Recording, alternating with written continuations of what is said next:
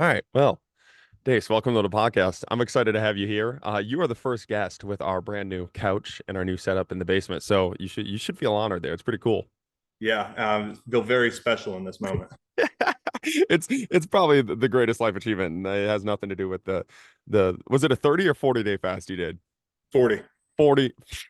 Bro, that's so nuts. So, um, Atlas posted you on his Instagram and it's sort of 40-day fast, and he's been experimenting with a fast.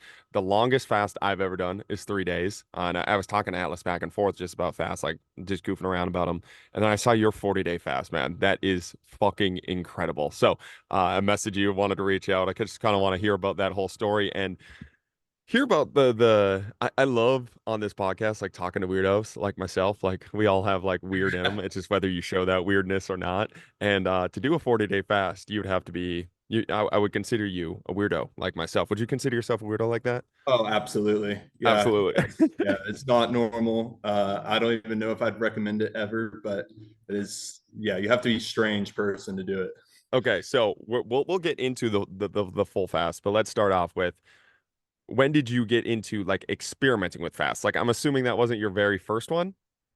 No, I did fasting when I was in high school. Okay. So when I was 18, senior year of high school, I did a 5 day fast. I felt terrible. I did not do well with it.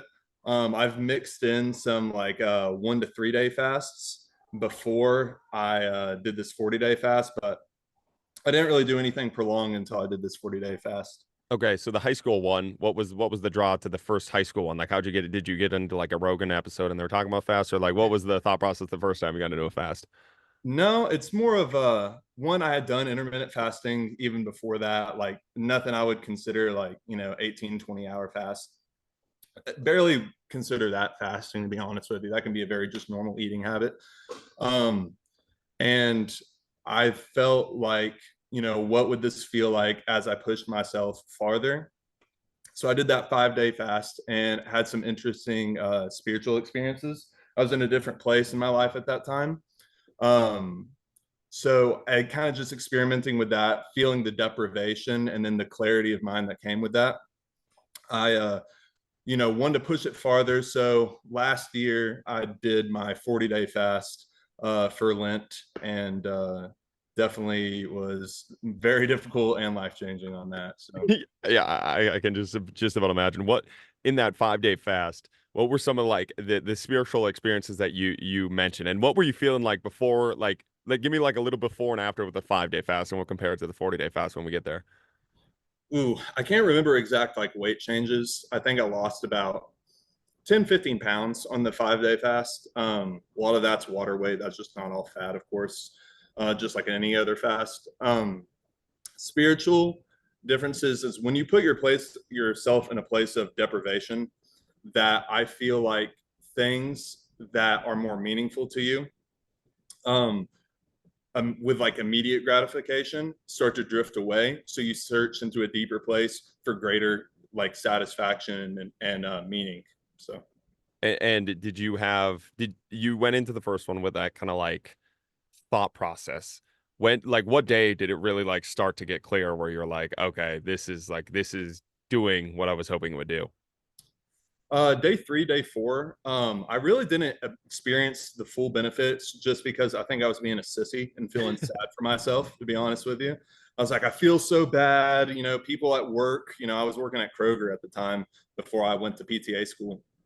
Um, and everybody's like, oh man, you don't look good, and everybody's like telling you, and they're, people, when you tell people about it, they're like concerned because most people haven't gone 8 hours without food other than sleeping. So, when you're telling them like, I haven't eaten in 3 days, they think you're like depressed or some mental health issues going on. So I let that kind of get to me. I think there was some inflation of ego too. Like, look, I fasted for 5 days. None of y'all are eating for 5 days. And that's really not the point of the fast, is to, grow your own ego. The purpose of a fast is to lower yourself. And Mm. that's where I think I really messed up with that one, but I got it a lot better with this 40 day fast. Yeah. Well, I want to start with the people that you were talking about. It sounds kind of like, so I don't drink alcohol, and it sounds, especially in college, dude, it was such like a big deal where it's like you're doing not, and I don't drink the alcohol for any like moral or like be better. It's just, I just didn't like how I was. Like I just didn't like the feeling of alcohol. I didn't really get the positive effect that other people were getting with it. I was like, I don't really want to do this. I'm not super interested. I came from like a small town where like alcohol was all you could do for fun, and I was like, not really interested in that. But you do something like that, a choice that would be like healthy or fun or just something people you would think would be interested in, like talking about. And every time you do it, it's like, yeah, like you're saying, like, oh, something's wrong with you for doing that. You know, it's almost like they try, it's like the crabs in a bucket kind of thought process.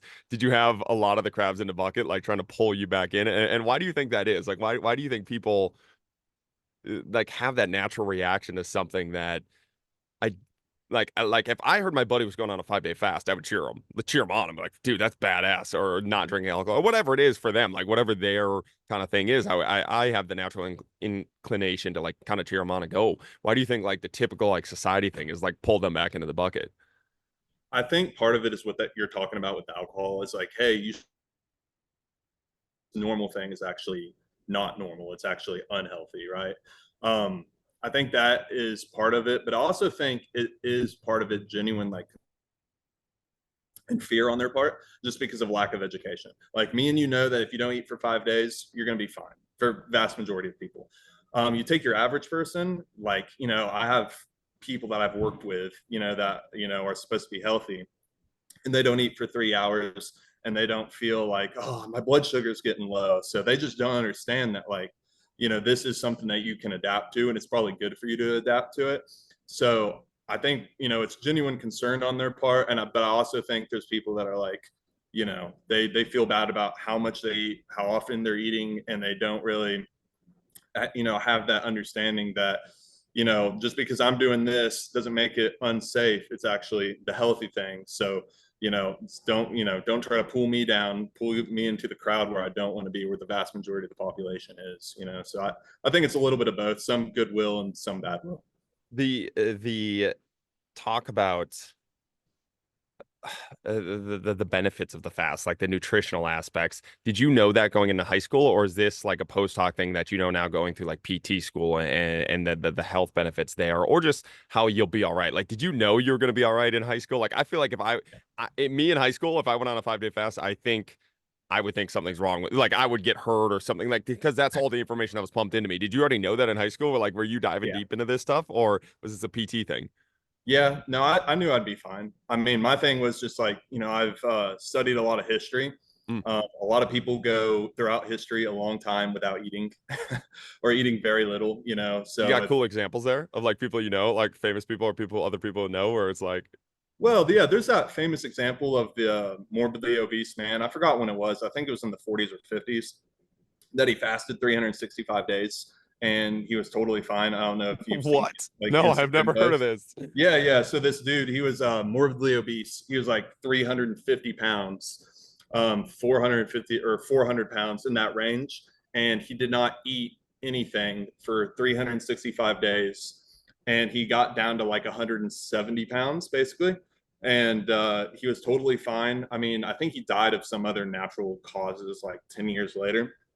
But yeah, he was totally fine. So I'm like, you know, if this guy can fast 365 days, I can fast 5 days, you know, and be okay. But, you know, again, I started having that mental check where I was like, maybe I won't be okay. Maybe I'm too young for this. Maybe 18, I'm going to stunt my growth. Meanwhile, I was done growing for like the past, you know, 3 years, anyways. It's like, It's kind of funny.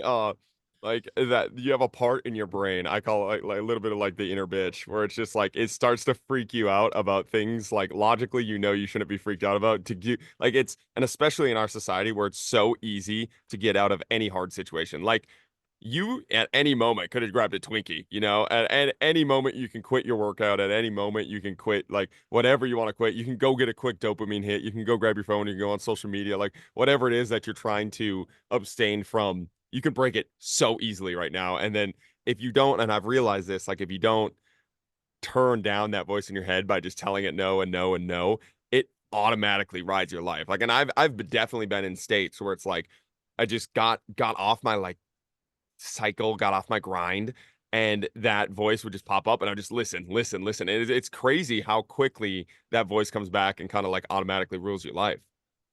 Yeah, no doubt, man. Yeah, it's something that, especially we grow up, we don't have the knowledge to create impulse control when we're young. So we already have an ingrained habit of going through those easy things. Mm. So, I mean, it's just something that, doing really hard things like we do, like I think about yesterday, I haven't done something really, really hard in a minute. So for my birthday is on Thursday. I turned Happy 25. birthday. Thanks you, man. Thank you. So when my birthday the past few years, I've been doing stiff leg deadlifts with 315 for my birthday number of years I've been alive, basically. So I did a set of 25 on with 315 on stiff legs, and it was just the hardest set that I've probably ever done. Last year was so much easier than this year. It's just brutal. But it's one of those things that, like, dude, at 18, I wanted to quit. I was like, I don't think I can do it. But I was like, I know I can do it. I'm safe to do it. I just have to stop being a bitch. I Yep. just have to, grit my teeth. It's gonna suck. And having that intermittently gives you the tool set to being able to keep those, that weakness away, that Yeah. habitual weakness. And it's kind of cool if you think about it, because it's like it's it's an actual thing you have to like rewire your brain to do, because your brain is wired for the easy, for survival, right? Like, and any other point in history, if you purposely fasted for 40 days, people were like, what the like, bro, we're barely surviving here, you know? Like Yeah. what are you doing? Like what's going on there? And so now we live in a society where like that's not a case for I we are blessed. I understand there's still people out there in those situations, but in our situations, it's like your brain is not wired to automatically do that, and you have to create that neural pathway. And it's kind of a cool, it's like such a first world problem neural pathway you have to create to survive the comforts of the first world. Yeah. Yeah. We haven't been in this food surplus for, I mean, what have we been in it for? Not even 100 years. Yeah.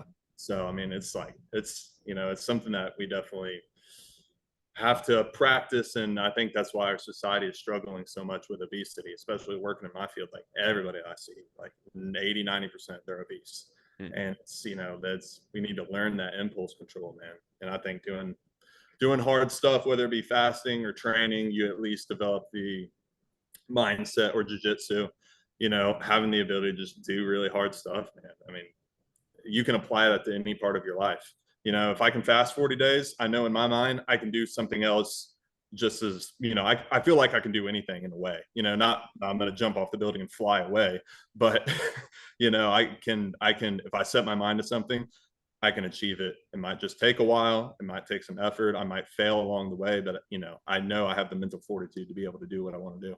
Dude, absolutely. I talk about all the time. Like confidence comes from competence, and competence comes from like data points, and so many people like try to talk themselves into confidence, and I talk about this in the sports psych world, but I mean you can apply it to any aspect where it's like they try to talk themselves in, they try to do these small things. And I think a reason they're trying to do these small things is not because they're lazy per se. I think a lot they're sold on it. Like it's told, especially in the sports world, it's really bad. It's like if you want to get rid of jitters in sports, do these sports psychs, do these meditations. And I love meditate, dude. I love all this stuff. I geek out on all that stuff. But it's like for me, the simplest solution is like go get really good at your sport, right? Prove to yourself you're really good at your sport. Then you walk on the field and you know you're good at your sport, so you don't have to listen to that anxiety piece. But that applies to so many aspects in life. It's like you have to prove to yourself through actual and actionable data points over and over and over again, you are somebody that is capable. I am somebody that's going to make it. I am somebody that like can have faith in myself, not random faith, but like faith that I have proven like I have when I set my mind to these tasks, I have completed them. I have been like able to do it. I have figured it out. I am somebody that figures it out. And I feel like you can, it's the only way to change your script for your life. And that script that you write for your life is so important. Yeah. Yeah, no, the data points, man, that's something I've got in my mind. And I have some buddies that I train with. My jujitsu coach, Chad Hardy, I think he was number 8 in the world in his weight class a few years ago, and at black belt. And I was like, man, how did you have like, how did you have the confidence going into your matches, man? He's like, dude, I tap out black belts all day, every day. It's like, dude, it ain't nothing new. I'm just gonna go do it in front of other people.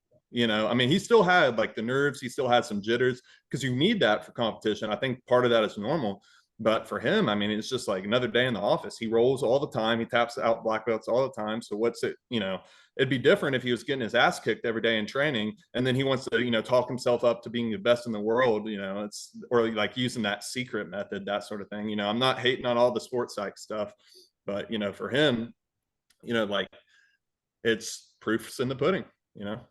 Yeah, and it's a simple, and that's the thing. Like I have done all the sports psych stuff. I still meditate pretty much every day, and I've done the visualization, and I do it just because I like doing it, and it helps my life. But there was a time period in my life, especially the college time period, where I was told that was the answer, and I would do it, and then it wouldn't lead to results, right? So then instead of taking the positives of the meditation, instead of taking the positives of the visualization, I started to swear off visualization. I started to swear off meditation completely because I'd walk onto the field and be like, this is bullshit. I'm still nervous. I still can't do what I want to do, right? So I think that is the danger of selling people on this stuff is then you completely lose that tool because you sold it as a magic tool rather than just a tool that could be a positive for your life.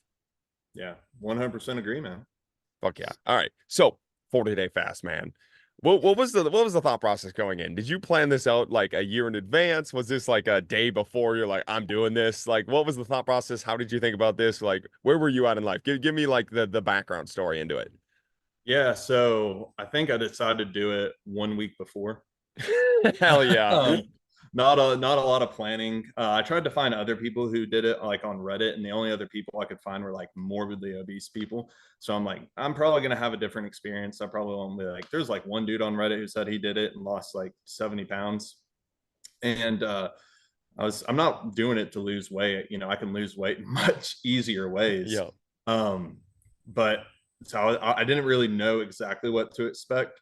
I knew that I had to get my electrolytes in order. I knew I had to plan on that. And that was still, even if I tried to think about it beforehand, like you figuring out that balance can be kind of difficult, in the fast. But yeah, my mindset going into it, I was actually about to move across country. I'm in Nevada now. I was living in Tennessee then. So I was working full time, working on getting my house rented, moving all my furniture, all in the process of while I was fasting. So it was like the worst time in my life and probably the hardest time in my life I could have picked to do the fast.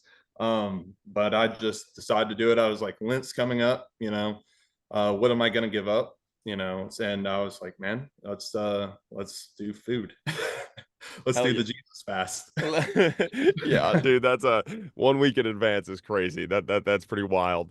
You went into it with the spiritual like thought process, right? You said you didn't go into it looking to lose weight. What did you look like? Did you set goals? Did you set like an intention for the fast? Like what was that thought process going into it? Yeah, I didn't really set an intention. I just wanted to develop a relationship with God in the time. That was like a very general goal. I wanted to prove to myself I could do something really difficult. But other than that, a lot of the things just happened naturally. A lot of the spiritual benefits that I had, that I experienced, I was not even prepared for. It's just something that happened naturally. I didn't have to force it. It was just something that came with doing the fast. Mm. And so when you got this idea a week before, were you like on a spirit walk and it popped up in your head? Because a lot of like the crazy ideas I've had, I'm just like walking and I'm doing something and some like that feeling pops up where it's like there's almost a voice where it's like you need to go do this. And whenever I feel that and I listen to that, it's like right 100% of the time. Did you like where was the original like muse that was talking to you to like pop up in that idea? What were you doing?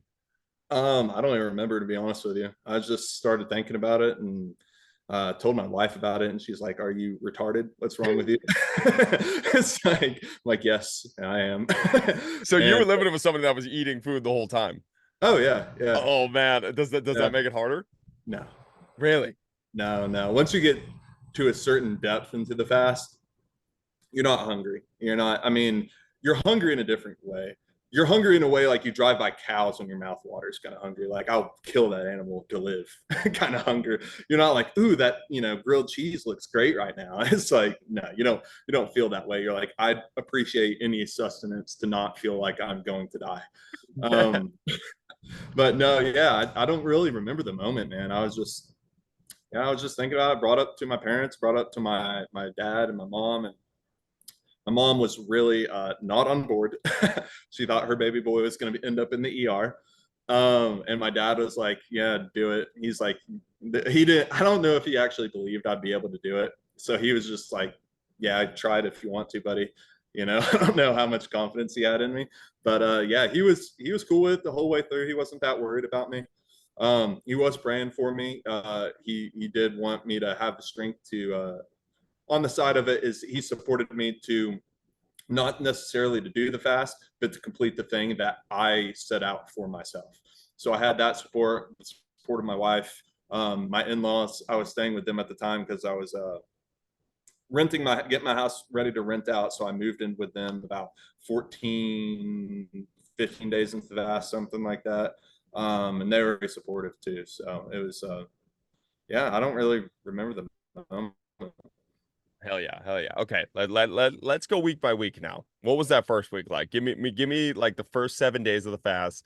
What were you doing? What were you thinking? What were the breaking points? Give me that electrolyte, like you're even like the tangible part. Were you journaling during it? Like what was the intention with creating that relationship with God during it? Like, did you have practices there in the time? Because I think one of the cool things when you fast too, you realize like how much more time you have. Even the coolest thing that I do is like when I go like 7 day fast without the phone, and you just realize how much time throughout your day you have, like just to like think and do stuff. It's crazy. Did you have moments like that with food where like you have way more time in your day too? Like, run me through those for that first week. First week, again, this was like a year ago, so I can't be like super specific, but I knew in the first week that's when I was the hungriest, Mm. right? First 5 days is when you're the hungriest, right? After that, you're in a totally different mode. I don't know if it's switching into ketosis. I think that's part of it, but I also think that you're getting into the mindset of feeling that discomfort and becoming accustomed to that. I think that's part of that adaptation process as well. I was still going to jujitsu. I was still working out about every other day. Still working full time. Electrolytes, I can't give you exact measurements. I just don't know them off. But I made sure I had sodium and potassium, and then I started giving myself a little bit of magnesium, I believe, on day 7 or 8. And What then what were you taking pills? What were you doing there? Were you drinking it? What were you doing? I was putting no salt. I don't know if you know what that is. It's what like people with heart conditions that can't have sodium. It's a form of salt that uses potassium as the base instead of sodium. So I put Himalayan sea salt. I put just for the mineral content and the sodium. I had the no salt in a smaller quantity, and then I was taking a magnesium pill about every night or morning. Um, yeah, just one time a week on that, or one time a day on that. Uh, but other than that, I was also, I guess I cheated a little bit, had a little bit of lemon juice in the water so I didn't feel like I was drinking seawater, you know, just to take away a little bit of the saltiness flavor. And then sometimes if I was just like really not feeling it that day, I'd like, in some of my water, I'd put like a little bit of like stevia in it just to like feel like I had a little treat. But Mm. overall, How much how more much than water that. were how much water were you consuming?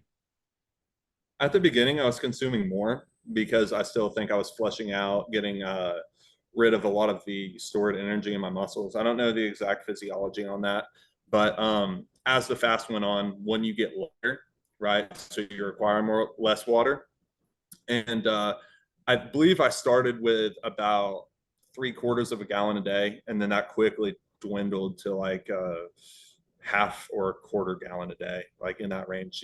Like deep into the fast, I just did not need that much water. That's wild. It's even less. Like when I do my 3 day fast, the thing that's like continually gets me through is the water. Like it's like you said, it's almost like that treat throughout the day, and you're doing it, and you're like, oh, this is awesome. And my buddy has gone. I can't remember. I don't know if it was a 5 day, but it was a 5 day dry fast where he never touched water during the whole time. And that to me, I was like, holy shit, dude, like that's pretty badass. It's brutal. Yeah, I've never done a dry fast before. That would be difficult. Yeah, I mean the water at a certain point though, like if you drink too much water, I mean you're going to be peeing all the time, dude, Mm. all the time. Yeah, and another thing too, I had my wife make my water one day. I think I was like a day 15, 16, and she misread instead of teaspoons for the measurement. She put tablespoons of salt. So it gave me too much electrolytes. And dude, not to be gross, but I had like explosive diarrhea all day Oh, at work. Just like damn, really? running to the bathroom. Oh, brutal, dude, brutal. Yeah, I mean, if you get too much salt, your body just like is trying to expel it. It's just that's the way that it did it. And yeah, so you make sure you want to start with, build your way up in the electrolytes rather than like starting with way too much. I'd rather have I don't know, you want to be perfect, but you definitely don't. I think it's more harmful to have way too many electrolytes than just a little bit under. Mm. Okay. Any spiritual experiences on the first 7 days? Spiritual experiences, I mean, not as much. I mean, I was just, you know, hungry and trying to get in the flow of it. So I mean, spiritual experiences really didn't start deep until like day 20. Really? Okay. So week two, hunger is starting to you're starting to battle that a little bit less. You getting more into the flow of it. How was week two ranked out of all of the weeks? Oh, I felt great on week 2. Felt fantastic. I was lifting. I was still hitting squats, deadlifts, good mornings, bench press, push ups, pull ups, still doing jiu jitsu 3 times a week. Yeah, I felt good on week 2. I didn't And, have any real problems. and then we get to week three when you start to get into the 20-day fast. Is this when things start getting crazy? Yeah, I remember the day. I Okay. was Okay. at Yeah. jiu-jitsu and I had a really hard round and a guy took my back and put me in a rear naked choke. I just felt like I didn't have anything to fight it with and I just fought. And I just way overexerted myself. This guy, like, he knew I was fasting. This kid's an animal. So he's like a lion, like hunting out the baby or hurt gazelle. So he's just trying to fuck me up.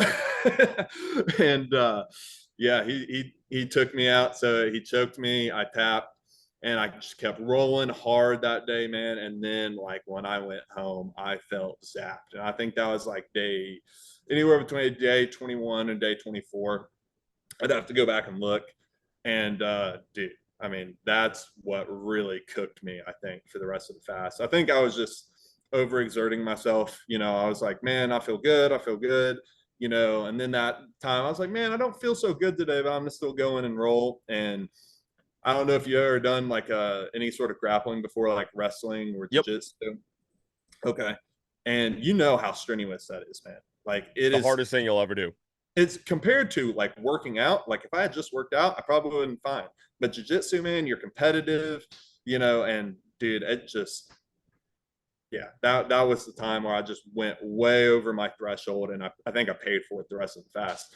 Gained from it spiritually because it put me at such a low point physically. But yeah, that was the point. About And, day 21, 24. and you were still working out to this point. When you're working out, do you notice any decrease in strength, or is that stuff staying pretty solid? Strength was pretty good up until like I think day 18.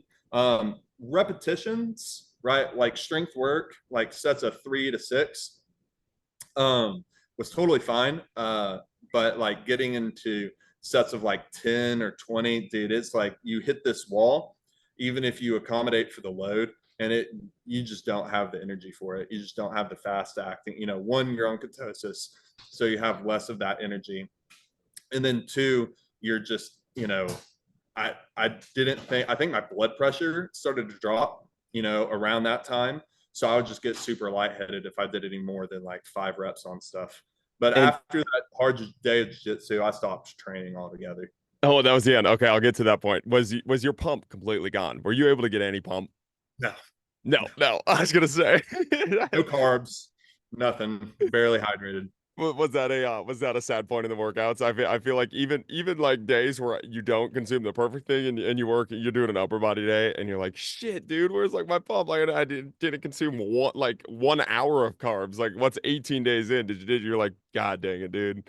Yeah, man. I mean, I could get a little bit of a pump just from the constriction, but dude, I mean, like, I already looked so depleted. I think by that point, I was already like, 21 days in. I think I was like 25 pounds down. So, I mean, yeah, I Pretty great. was, yeah, pretty depleted. I'm pretty, starting to get really a lot weaker at that point. Yeah, I mean, workouts really suffered, but I didn't go into it expecting like, oh, I'm gonna feel jacked at day 20 of a fast. It's like this probably wasn't gonna happen.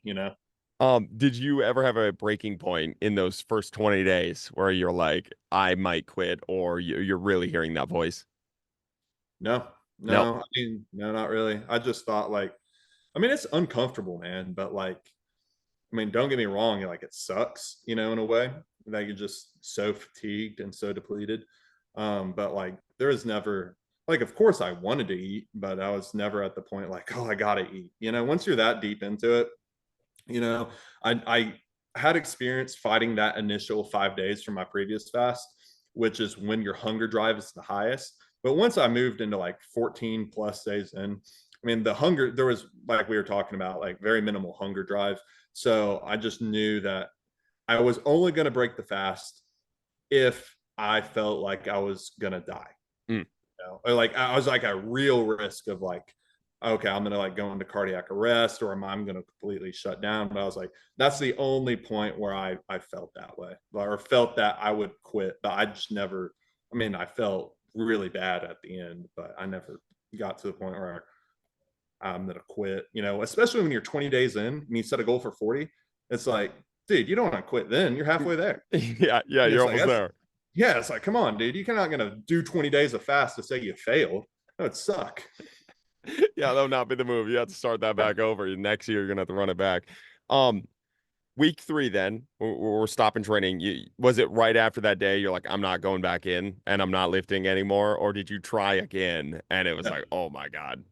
no. I had very clear signals. Like going up a couple flights of stairs was like plenty exercise for me at that point. I was like, I didn't even like if you're getting winded and almost have to sit down after going up like a flight of stairs, like in your mind, you're not thinking like, you know what I need to do? I need to do some box squats. I need to go and pull a heavy deadlift. No, it's not happening, dude. And you said it was like 0 to 100, right? Like it was like you were doing pretty good, and then it just hit that wall. Yeah, yeah. I mean, I wouldn't say 0 to 100. I mean, it was like, I'd start feeling more depleted, but I felt like I could have kept going. But once I hit that point, I was like, boom, no more. Like I can't keep doing this if I want to finish this fast. Mm, okay. So what was that like mentally now that I'm assuming those are two hobbies that you thoroughly enjoy. What was that like mentally? What you do with your time then? What would that kind of look like? Did that because I feel like a lot of times fasting is almost easier when you have shit to do during the day because you don't have to think about it. Like you have more stuff to like almost distract yourself from it. Like now you take away two probably of your favorite hobbies and you got to sit around home. Yeah, no, that was something I didn't even think about that in retrospect. But yeah, that did make it a little bit harder because I just didn't have my hobbies to entertain myself. So I really replaced that time with diving into scripture, diving into prayer. I mean, I can't even describe the mindset to you. It's you ever hear about someone getting on or ADHD medication, like Hmm. people who start taking Adderall for the first time? Yep. Right. And they're just like, they said, like, it's all this chatter, it's all this noise, and then it just goes silent. Right. That's where I was at. It's just like, I'm just so locked in. Everything is just kind of at, I was probably, I wouldn't say the happiest I've ever been, but I was just the most content I've ever been. Even after that breaking point, I was like, someone would honk at me and give me the bird in traffic. I'm like, all right, cool, dude. I don't care. I just do not care. God bless you. I hope you calm down someday. So I didn't have that like angst that you normally would when you have to quit something that you like to do. And part of it too, my body instinctually told me that like, this is just the way that it's have to be for now. It's a short period of time in the grand scheme of things. Yeah, we probably have to save some of that emotional energy and just like keep our body rolling here. Yeah, exactly. And what was the scripture practice like? What was the prayer practice like? Like how were those? Because now you have, like you said, like the voice is stopped, yeah, and you're solely focused on one thing. What were kind of like some of those experiences like for you? Um, Scripture reading was, whenever I wasn't talking to my wife or when I was not doing something, trying to like figure out my life and get moved across country. I just, I didn't. it's weird. So what I can equate it to, when you fast, right, you have immediate gratification from food, right? So when that happens and you start to pull away that immediate gratification, you start looking for more sincere forms of meaning, of entertainment, of gratification, right? And I like my scrolling on Instagram basically died. My just watching crap on like Netflix or watching TV shows. I just didn't even have any interest for any of that. Um, I didn't have interest for it. I mean, obviously, not to be too much information. I don't know what's allowed on here, but like sex drive completely gone, at that point. So it's just like the only thing that I wanted was the thing that would give me the most meaning, and that was prayer and scripture. Prayer, I don't know. I mean, I definitely sat down and had times with for prayer, um, but it was something that I felt like I was just constantly in Mm. my mind talking with God or pleading with God to help me because it's so difficult that you're not going to go and be like, hey, wife, help, hype me up. Hey, in laws, hype me up. Hey, parents, hype me up. Like, even if they had said something to me like, oh, that's great, but I need this higher thing, right? I need this more substantial meaning in my life, right? And that's where God came into the picture for me. Is like the only way that I could have had the strength to do what I did was because of that reliance on something greater than myself. Dude, that thing where you were talking about where it's like constant prayer, constant connection, that is such a cool like feeling when you're in those like Zen states. I've had that so many times where I call it the muse, like when you're you go on these like long walks and you're just so like it's just constant. Like you are connected to something else that is talking to you and you're having a conversation and they are giving you ideas, they are giving you courage, they are giving you whatever it is, inspiration, faith. And it like you said it's not a like I'm sitting down and doing this, and I think you can reach it in certain moments when you're doing that, especially if you have a really good like meditation or prayer practice built out. But for me, the best times of prayer or these connection like moments is when it's almost that organic, the voices are gone and you are actively doing it almost like subconsciously, you know what I mean? Like it's not like a I'm going to go connect, it's like I am connected, I am a part of this. Yeah. And that's something even now that I'm eating again, right? Is I have there's a battle sometimes to get into those states, right? Mm, Sometimes yes. it'll happen, sometimes it won't. It is completely not your choice when you're that deep into a fast. You're not going to have any other mode of being, right? You're only going to be focused on that spiritual life because it's really the only thing that means anything to you at that point. Your sex life is gone, food is gone, you're not drinking alcohol, you're not running around playing with your friends, you're not doing a lot of the things you want to do. You don't feel good, you don't feel energetic. So what do you go to? What else do you get substantial meaning from? And then that's that inward dive. It's that connection upwards. That's the only form that of meaning that you're gonna go to, right? I promise you, you're not gonna be sitting there wanting to scroll Instagram when you're haven't eaten in 20 days. It's just not gonna be. It's so weird, man. So many vices that I had, it wasn't even a battle to get rid of them during the fast. It was just Mm, something that, oh, they're just not there anymore. It's done.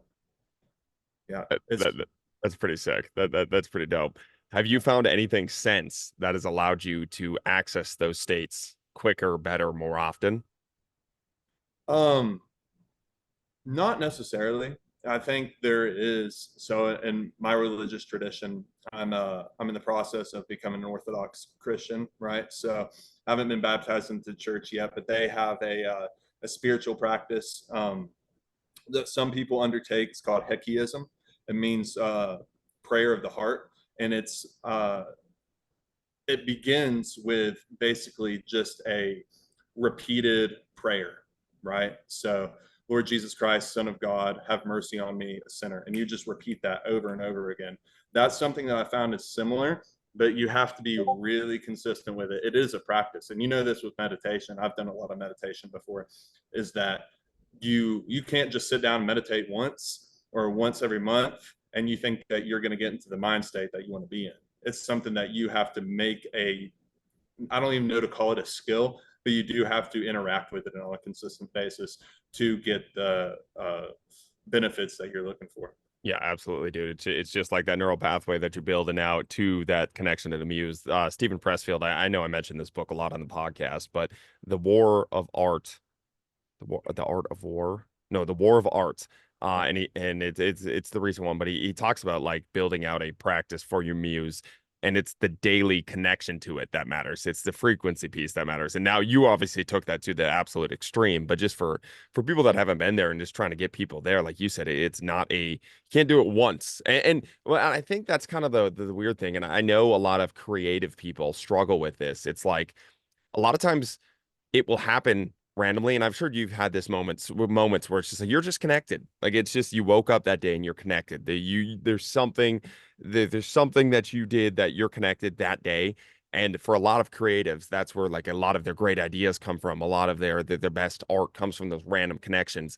And then they kind of they make it too creative to where it's like, oh, I just gotta wait for the next one, that next random day, and whether it's the inner peace thing for meditation, and that's why I do the meditation piece. It's more for the inner peace. I do the walks for the creative aspect, but the meditation, it's like that inner peace. I was like, oh, I was peaceful one day, and now I'm just gonna meditate randomly, and maybe I get that peace back. But it really is something that you need to show up for, and the more you show up for it, the more those creative ideas come, the more that inspiration comes, the more that inner peace, whatever you're looking for, whatever intention you set in that moment comes. And like you said, I really do believe it's something you have to build up. Otherwise, it's something we kind of lie to ourselves about. It's like, oh, it'll come again. And it's like it really won't. And many times it doesn't. And that's where you have like one bright, great idea and you never get back to that state because you never set the intention to go back to that state. And you were blessed with it once, whether it was God, whether it was the muse, whether it was the universe, whatever you want to believe in, whatever talked to you that day and said, hey, dude, listen to me. Like, actually listen to me, and then you listen to him for 1 second and then shut it off. It's like, man, you really have to build that relationship up with whatever you believe is talking to you. Yeah. And, I do want to make the distinction for people who are listening to this and they feel like they want to go into a long fast. And in order to interact with that muse, that's not what the fast does. That's not what the fast did for me. What you're describing is this, and it's something I've read. You read in Carl Jung and the basically interaction, right, with other layers of your mind to pull out these ideas of a part of your brain, right, that is a little bit more primal. That's taking everything in. That's unconsciously or subconsciously observing everything. The fast, when I say like talking with God, it's not like I heard words. It's not that I was even getting a strong message, right? It was just the overwhelming sense of my necessity to dive deeper into humility, right? It was Mm, all about humility, mm, right? And that's the purpose of the fast is for me, what I learned was encapsulated with the death on the cross, right? It's like dying not only for yourself, not doing this thing for yourself, right? Was I felt like the sacrifice that meant most to me was the sacrifice of how can I put myself beneath everyone else and serve everyone, right? That was the message that was instinctually coming into my mind. And it was not even like, it wasn't even articulated that way. It was just a feeling that I wanted to try, especially during the fast, to reach higher and higher on. can you explain that more? Because that's badass. Was it like a heart feeling about it? Like, what was that? Like, how were you receiving this message? What was like the daily thing that you were like experiencing, like throughout the body? Like, it seems like such a deep, like primal, like type thing. Like, what was that in the? I know it's really hard to explain some spiritual experiences through our like very poorly articulated words. Like the tongue is a poor way to describe a lot of these experiences. But if it wasn't words, like, can you do your best to explain really what that kind of was or what that was feeling or experiencing? I don't even know how to ask that question. Dude, I don't even know how I could describe it. A lot of people who take psychedelics, like I've done mushrooms twice, and like going and talking about me, like if I was to explain my mushroom It's trip, impossible. dude, but it'd be 10 times easier than trying to explain how I felt. on my fast. Really? It was just because it is such an unlike feeling that I've ever experienced that I don't I don't know how many people have ever even. I'm not trying to pedestalize myself, but I'm saying I don't know how many people have actually gotten to that point. You know what I'm saying? How many people have suffered intentionally or unintentionally that deprivation? I mean, it's like, I mean, the best way I can describe it is, do you read a lot, man? Oh yeah. Okay. Have you ever read any Dostoevsky's works? I have not actually. That's the I just ordered a whole set. I just finished a bunch of Nietzsche stuff, so that's kind of like the next step. Okay. So there's a character named Alyosha in the Brothers Karamazov that his character in a way mirrors how I felt. Mm, And what his character represented is just his ability to put himself beneath others, right? And it was this instinctual, he's naturally born that way. I'm not naturally born that way, dude. I'm naturally born selfish, high strung, type A in a lot of ways. But being in that fast, it's how did it feel in my body, you asked? It's that silence, it's that peace, it's that nothing else really matters than this higher ideal, right? Than this way I should be conducting myself, how not only how I should conduct myself externally, but how I should react to things internally. How is my emotions toward this person?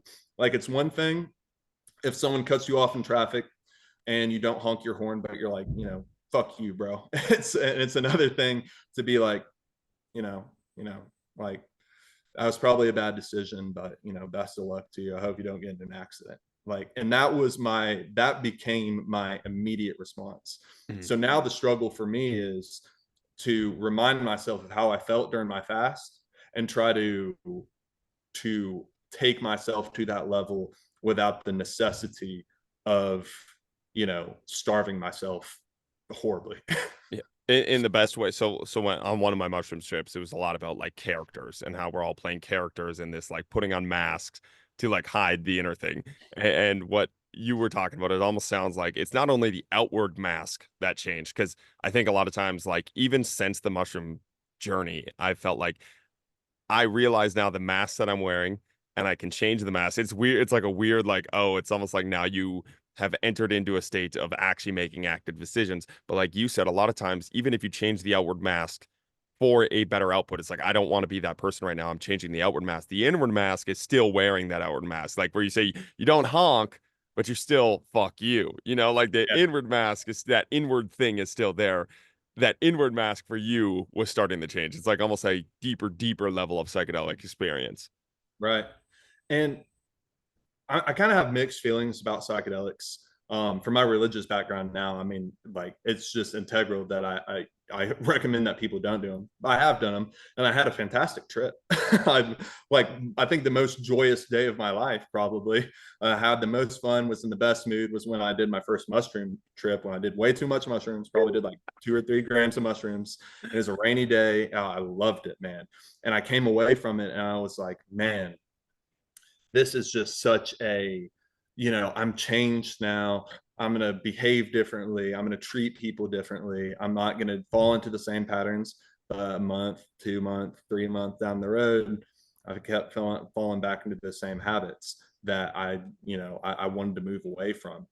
And what I equate psychedelics to, and this isn't to diminish anybody who has had positive and life-changing experiences on psychedelics, but I view it as the Ozempic of character change, right? It's like, if you want to lose weight, you can go through the hard process of dieting and exercising, changing your lifestyle, or you can take Ozempic and you're naturally not going to be as hungry. You're going to lose that weight, and it's a quick fix. But nothing is a quick fix. There is nothing that in this life that if you don't suffer for and if you don't put forward the effort for, you will reap the returns that you want.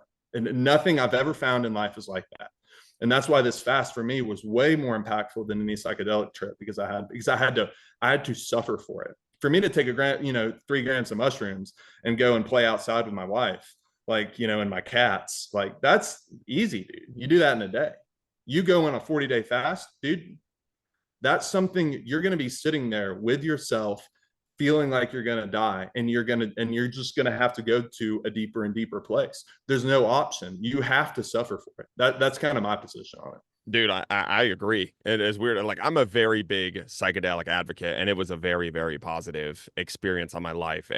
But for me, it was more so, it's like, for me, I don't know if I like the Ozempic example. I like it more as like, it gave you, I don't want to say the answers, but it gave you like, just like, hey, dumbass, this is what you're doing. For me, anyways, I know a lot of people experience. And my first trip, I took 5 grams of my first trip. Like, I was in my bed crying for like 6 hours. Like, it was a fucking wild experience. I had Yeah. never microdosed, had never done anything. 5 grams, raw dog it, ripped it. I'm a very big, like, I'm drawn to music. I respond. I'm a like very auditory, like, spiritual experiencer, and had like music. It was a wild gospel like experience. It was crazy. But like you said, and this is pretty common in the psychedelic world, is like, okay, you're given all the answers and then you pretend you're the guru. It's like, oh, I'm special, I have all the answers. It's like, Yeah. just because and it's kind of like, let's say, equate it to a lot of the audience, like it's a coach that knows a lot.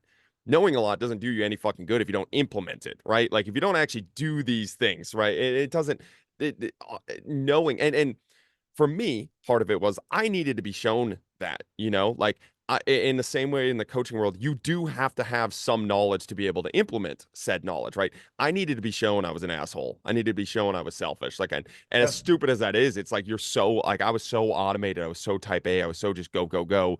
And again, you were doing good things, but it's still like, I love the example of like not honking the horn, but saying fuck you, like, all the time, like, it was kind of like that thing was driving you, even though you had the outward appearance.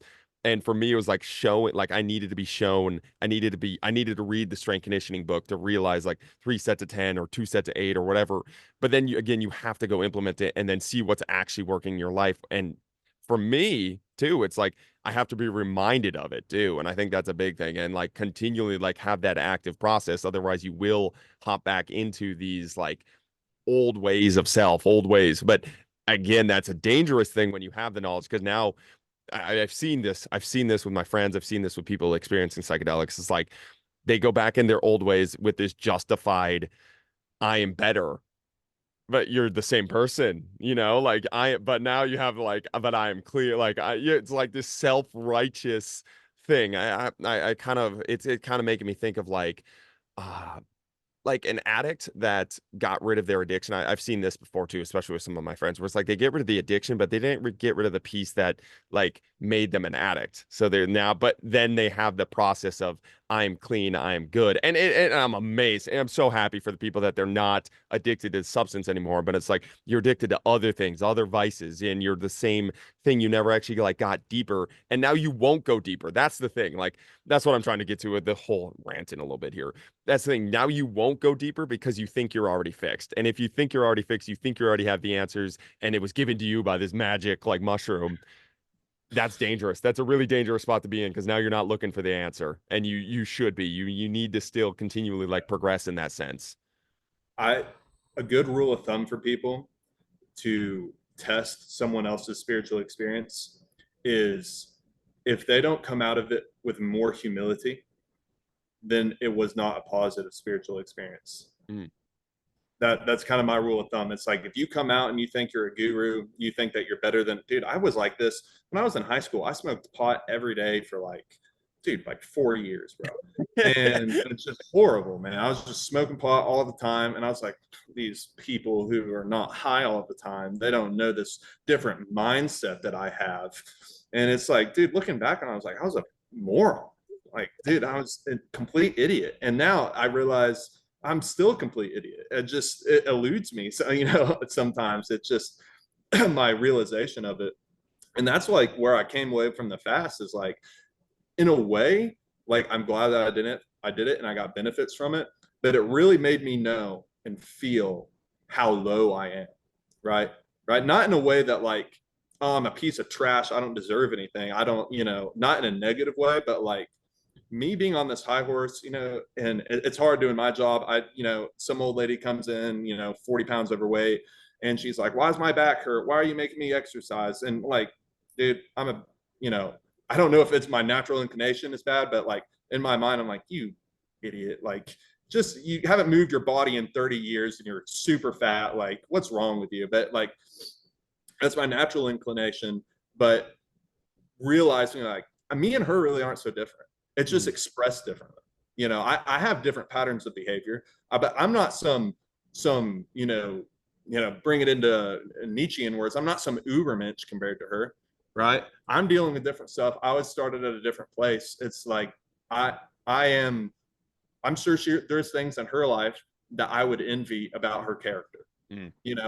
and to think that I'm better than someone else because of an outward expression of something is just, you know, it's such a stupid behavior that I still deal with, but I'm much more cognizant of after the fast. It's like I didn't get up done with the fast. I'm like, now I'm going to get online and tell everybody, like, I didn't even share my fast with anybody until, like, it's been a year now, right? I think if Yeah, I I'm thought it trying. was last week. I thought you finished this up like last week or whenever I reached out to you. So that's pretty crazy. Oh no, I waited like a year because I didn't want to, get off, have the have the temptation of elevating my ego. Mm. Right. That was the last thing I wanted from the fast. That's not what the fast taught me. And for me to get, just go right away and start trying to give people something to give through. Dude, I'm about to be 25. You think like, all I can say is like, try this thing, try this thing. It helped me. But I'm not telling everybody go fast, go do this. It's like, dude, I'm a baby. I got time to learn. I love that, dude. Um, this is a question that I've had, and I'm not saying you're gonna have the answers to everything, but I want to know your kind of approach to it. When you get that experience of humility, and that was a big one on my psychedelic experience, and it sounds like it was really, really pushed on you during your experience. What like how do you balance getting things done and like fulfilling your responsibility as a human on this planet and the gifts you were given and the things you were like put on this earth, like you feel like you're put on this earth to do? How do you advance? How do you go do those things without the ego, like with humility, like it's like the type A side of me and like the Nietzsche side of me, it's like you were put here to do something, go actually do it, go actually be, as Nietzsche talks about, like you be it, like go do it, go embrace it, go become somebody, go share your talents. And to develop a lot of these talents, it's like I talk about it's you need like self-deprecating thought processes to know you're not enough. So you keep reaching with this like weird, like I am God, like complex to be able to like continue to move forward because otherwise life beats you down. And especially like the least productive times of my life are like the months after a big like psychedelic trip because I'm just like, dude, I'm just here. Like I'm just here and I'm good enough. And I'm like I'm almost like too zen. And then I really battle with the balance of like doing and pushing and fully maximizing the gifts that I was given with dude, it's okay. Like you're just on this earth as like the smallest piece of a cog in a wheel. Yeah. Ooh, that is a tough balance, man. But honestly, I I didn't struggle too much with that, right? It's the fast gave me the clarity to know what true success is, right? In order to, I think we have to back it up to a prior level of question. It's like, what is success, right? It's like, what is productivity? It's like something's not like I could go and dig a hole out, and I'm at work right now. I can go into like the dirt near our parking lot and dig a hole, and I could work all night at it. And that's not productive, right? Because it's not moving me towards like to the thing that I want, right? So first we have to identify the thing. What do I want? What I want is a variety of things. I want my family. I want to be able to take care of my family. I have a duty to take care of my family. I have a duty to take care of my wife. I want to retire my parents, right? So I want to be in a position to, by the time I'm 30 or 35, that I can only, I dedicate myself to things that are only truly meaningful to me. like serving others, serving, maybe going on, I've never been out of country or to go on a mission trip, maybe do something like that, serve, serve my church, serve my community in that way. um, make content that is going to help people, pour myself into that situation, and I can leave things that are as not as meaningful by the wayside. So I had start having to think, okay, these are my goals that are set up because of my value system, right? And what do I need to do to reach those goals, right? And that doesn't take any ego. It's more of like a matter of fact, Mm, right? It's more of a matter of fact that, okay, if I want to do that, I can't stay in Tennessee where I'm making half what I make now for the same job, when I could be out here setting myself up for financial independence earlier on with more freedom, right? It's like, if you have to define what that success is for you, right? And then, you know, it's, again, like, I really do view it as a matter of fact. It's not that, so when I get up and, I show my patients, right, exercises or educate people or help my personal training clients, like, there's no ego in knowing that I have developed a skill. And then I know more about that than them. So I can then give them that information and train them and help them, that they can reach a better point and meet their goals. Right. So it's not, doesn't take me thinking, oh, I'm so genius, I'm this or I'm that. It's more of, I know this information, I'm going to share this information to them as articulately as I can, as clear and concise and true as I can, so that, I can help them reach their goals. And by doing that, it allows me to reach my goals. So mm. that's kind of where I don't know if I struggle with that anymore, but I feel for you in a sense, is that, you're a guy, you have this podcast, you have this Instagram, you have to have value in, or know that you have value in what you have to share in order to be able to reach other people, and and reach out, and to have the confidence to go and, like, hey, I'm going to share this information, I'm going to give this to as many people as possible, and it is worth time, and I think that, again, that's not really an ego thing. It's just that, dude, I watch what you do, man. You're very intelligent, you're a very smart strength coach, you do things that I haven't really thought about. And it's not, you don't have to think super highly of yourself to put that out there. You put it out, you've researched other things, that it's valuable, so you put it out. You don't have to blow yourself up. Mm. It's kind of giving me like Nietzsche vibes of, again, it's almost just like the bee, like you just are that thing, and it's the matter of fact, and also listening to that thing. That was more so what I wanted to get to there. It's like, in a sense, I think we have this inner voice that tells us, when you talked about going a step before where you set those goals. I think we have an inner voice that tells us, hey, your values, moral systems, original goals, your foundations of goals are on the right track, and they're leading you the right way. And the more you listen to the inner voice, the more you can have faith that it's not ego coming in and talking to me, because I know this voice, I know that inner voice. And I have been in times, and I know so many people in the times where it's like, you don't even know the difference between the ego and the inner voice, because you haven't taken the time to like actually listen to one or the other, right? So then it's just a voice talking to you, and you just listen to it, right? So it's like, whether it's the ego voice talking or the inner voice talking. And I think it's like, I really like how you said, it's like, you got to take it a step back. Like in the inner sense, you have to take it a step back to know yourself well enough to know the separation between those two voices. Are you making that post to set your family up and provide and do those things? Or are you making that post because you are trying to elevate yourself, right? And again, you can elevate yourself as long as the inner goal, it starts with the inner goal, right? Of you're elevating yourself to provide for your family, rather than just elevating yourself to elevate for yourself. But those are two very different points, and two very different like pathways that it can go. And you see it like it once you start listening to one voice over the other, it's like a rapid momentum shift in your life. Yeah.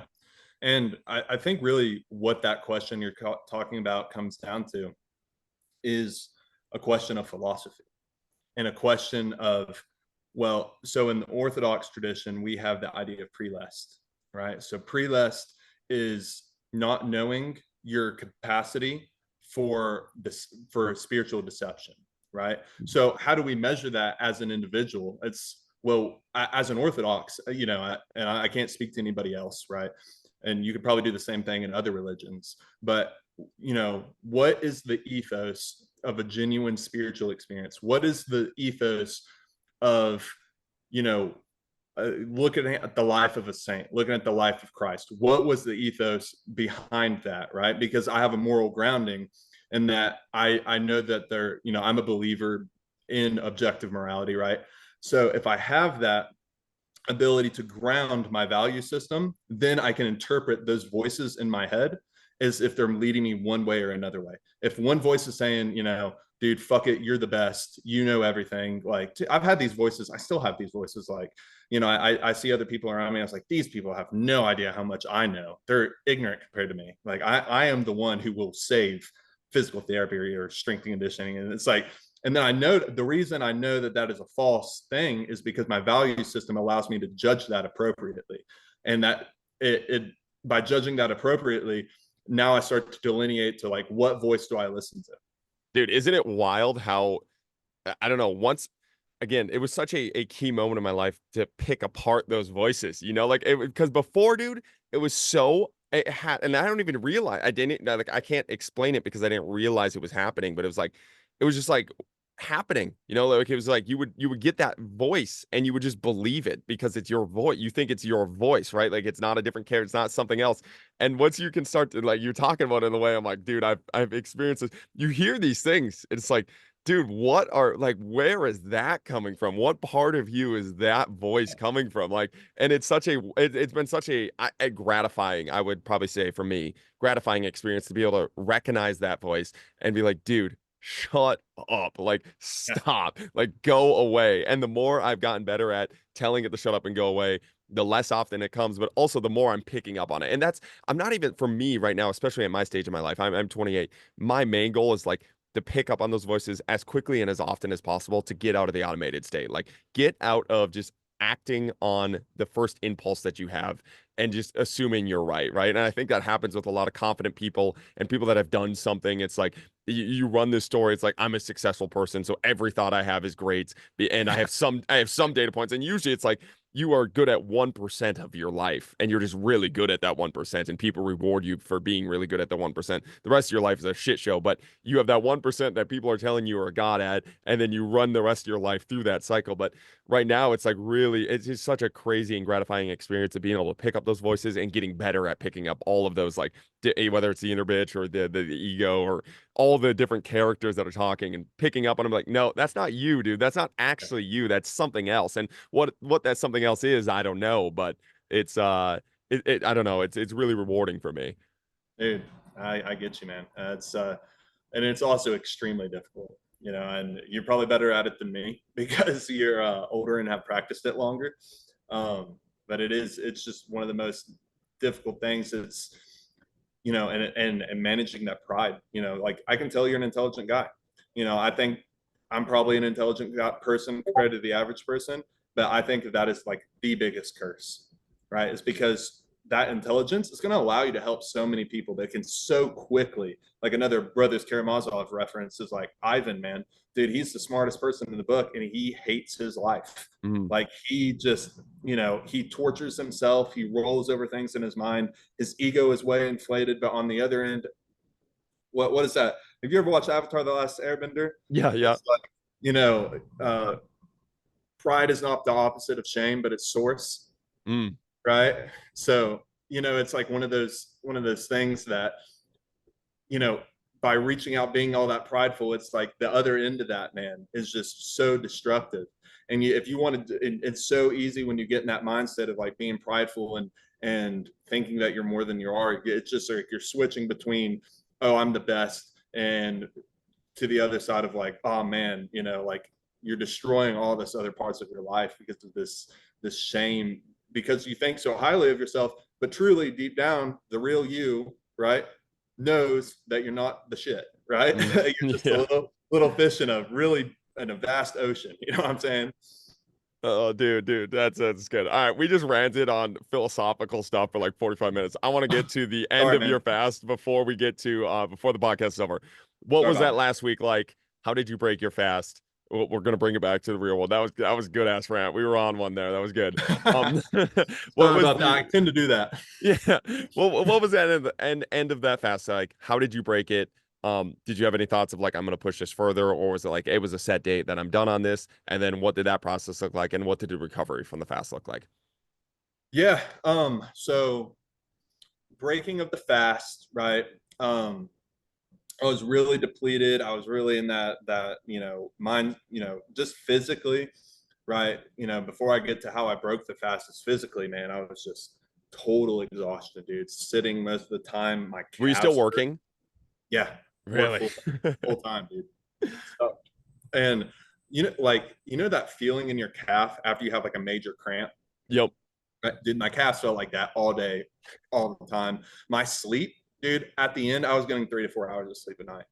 Dude, You I have even if wild I, dreams or no dreams? but dude, no dreams, No bro. dreams. Dude, I couldn't even like stay awake or stay asleep long enough to have dreams. I mean, like I'd lay in bed, eyes closed, hungry for like 4 hours before I went to sleep, dude. Just the worst experience.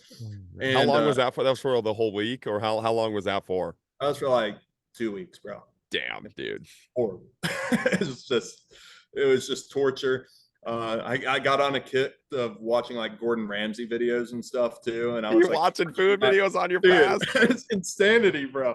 My wife was like, I was showing my wife was like, I'm gonna eat this after the fast.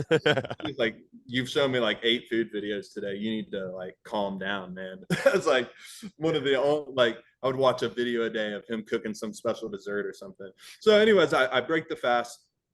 I started with heavy cream in some coffee that morning. I was having coffee throughout the fast, not like just black coffee.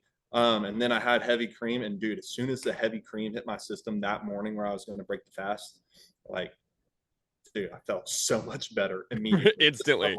Just like like probably like a tablespoon of heavy cream in the morning. I'm like, oh, I feel amazing. If I allowed heavy cream, I could have done it for like probably another week.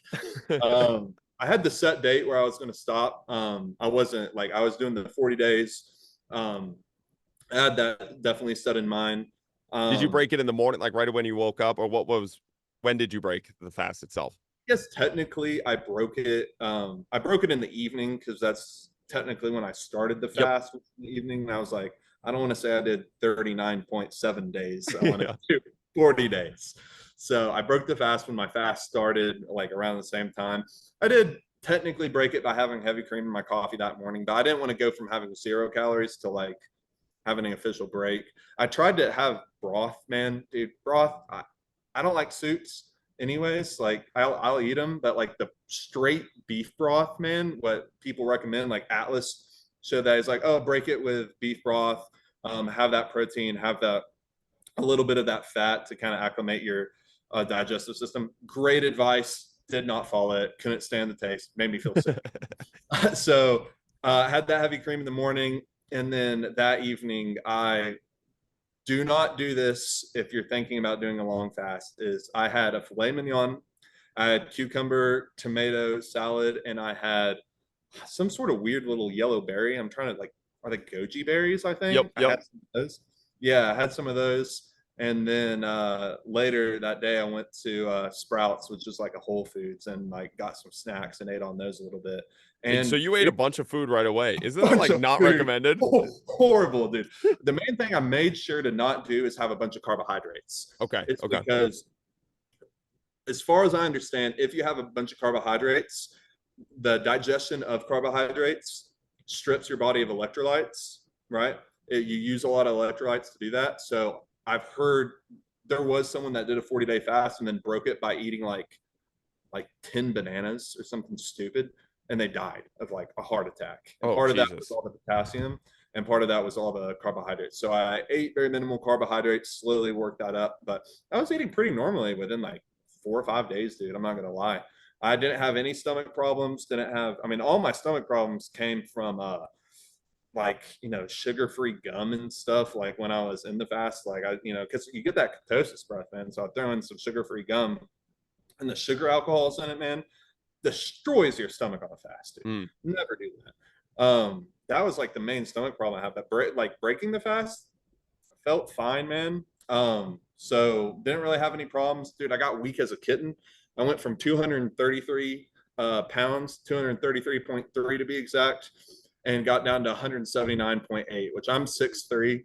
Like I'm a pretty big boy. So at like 179.8 pounds, I was like Christmas tree in the back, shredded but totally depleted. So like you see these guys get lean for a bodybuilding contest. I was probably that lean, but I looked like crap because I didn't have any carbohydrates at all to fuel myself, and I Mm. wasn't working out. So I just like I remember my first workout back. I'm like, okay, I want to start, building my chest up again, do some bench press. I threw 135 on the bar, dude. I did like 3 reps, and I was like, It was like, so bad. I was like, my wife had to help me on the 4th rep of 135, and I was like, okay, I'm back to 6th grade year of strength in the bench press. This is fantastic. Like I'm 12 years old again in terms of strength. Yeah, so that was kind of, it took me a long time to build my strength back. oh, the strength took a long time to come back. Oh yeah. I mean, it took me like, I mean, I think now I'm stronger than I was by a good margin. Um, like before the fast, I'm much stronger now, even at like 220 lighter body weight. But it did take a while to come back. I mean, I think I was able to deadlift 500, which is kind of like my, where I floated around at about 8, 9 months after the fast, because I just lost so much weight, man. I mean, at that point, like your body will preferentially burn fat, but when you're 40 days in, dude, your body's burning muscle. It's burning everything. It's Yep. stripping everything. It's trying to reduce your caloric expenditure. So people talk about being in starvation mode. Like, dude, that's not real for the most part. When you're like, you're actually in starvation mode. On the recovery, dude, it screwed up my metabolism for like 6 months, man. Mm. I could not stop putting weight back on at all. Like even if I tried to incrementally eat like more and more diet, it's like reverse dieting, like you hear with people with bodybuilding. That's what I tried to do. Did not work. I blew up back to 230 pounds like within 6 months, bro. I could not stop it even if I wanted to.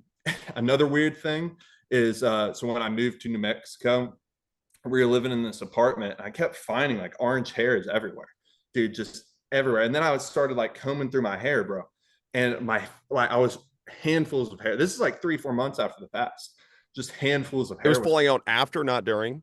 after. Yes. I Oh, don't know dang. why. I've heard that if you have a stressful experience, like hair loss can not only happen at that moment, but very frequently happens afterwards too. So I Hmm. lost a bunch of, like, not balding. No one could tell from like looking at me, but I was losing. Pulling out hair, yeah. Yeah, and I was like, man, asked my wife, like, am I going bald? Like, what's going The start of on? the Like, end. No. no, my hair was like really long at the time, like all the way, like dang near halfway down my back. So I'm like, oh, I spent all this time, growing my hair, and now it's about all go away. It eventually stopped. I think 6 months after the fast, I wasn't losing hair much anymore, but for like a solid 2 months, I was losing significant hair. And also for the first like 6 months after the fast, I only needed like 4 or 5 hours of sleep a night. Like Still. that's all I needed because I got accustomed to like 3, 4. So I was like having 6, I was like, dude, or like 5, I was like, man, I feel great. Go to bed, at 12 and wake up at 5. I'm like, oh, this is great. I have a ton of energy today. It's working like 10-hour days and working out on top of that. And I not like that now. I don't know what it is. I don't know if I'm more in an anabolic state because my body is accustomed to having food again. So yeah, dude, that's kind of like what the recovery looked like and the weird stuff I experienced. Did you have any like REM bounce back where like the first night of dreams was just absolutely insane? Dude, yeah, like a month after, I was having the most intense dreams of my life. Dude, it was like when I gave up pot, man. Like, Yeah, so I was gonna say, I wonder if it was that situation. yeah, when I gave up pot, I was like, man, I'm having these super vivid dreams. And I always heard about Joe Rogan talk about it. And then I gave up pot and I was having these super vivid dreams. They're even worse. Like after the fast, dude, the REM bounce back was insane, man. I was heavy dreams. Only 5 hours of sleep, I was having super heavy dreams. That's sick, dude. Crazy. Well, I'll let you go, man. This was awesome. This was everything I was hoping for.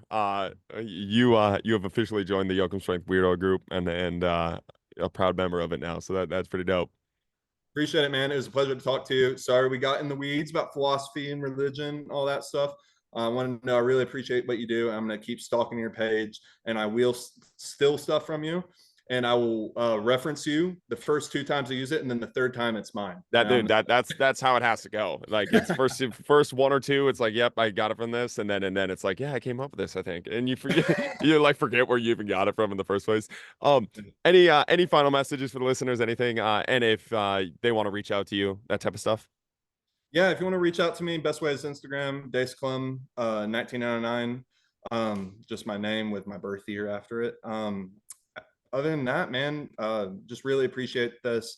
Hope all your listeners gain something from it. Hope they do something hard. I wouldn't recommend a 40-day fast. I wouldn't recommend that, but do something hard, try something, and keep listening to this guy. He's a very interesting person. It's first time talking to you, so definitely enjoyed our chat. We had a great discussion. Yeah, this is awesome, dude. Thank you guys for listening. Keep chopping wood.